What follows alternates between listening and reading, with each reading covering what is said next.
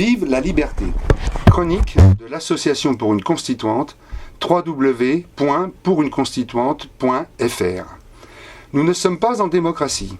Bien sûr, nous ne sommes pas non plus en dictature, quoique les transferts de souveraineté réalisés volontairement par nos États au profit du capitalisme, des banques, de l'euro et du libre-échange de l'Union européenne invitent à se demander si nous ne sommes pas en régime de dictature financière. Nous ne sommes pas en démocratie parce que la démocratie, c'est le droit à l'expression légale et directe du peuple dans la fabrication de la loi et de la Constitution. La démocratie, c'est le droit à la politique, donc au débat au sein du peuple lui-même, c'est sa capacité légale d'intervention directe. Nous sommes en réalité dans un régime appelé représentatif, dans lequel des élus parlent et décident en notre nom. Dans ce régime, le mandat libre confère aux élus une liberté d'action législative sur laquelle nous ne pouvons pas intervenir de manière légale d'une élection à l'autre. En fait, quand nous votons, nous faisons deux choses contradictoires en même temps.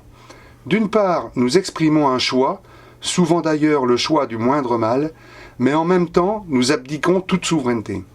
Le terme démocratie représentative avec le mandat libre est une contradiction dans les termes, c'est-à-dire un oxymore. Cette différence entre démocratie et représentation était d'ailleurs très bien connue lors de la Révolution française. Mounier a dit que la souveraineté émane du peuple, mais qu'il importe à sa félicité qu'il ne l'exerce à point. Sieyès a affirmé que la France ne saurait être une démocratie. Mounier ajoutait qu'il ne fallait pas que les pauvres se mêlent des affaires des riches. Le temps a passé, mais nous en sommes revenus là. Un exemple particulièrement éclairant.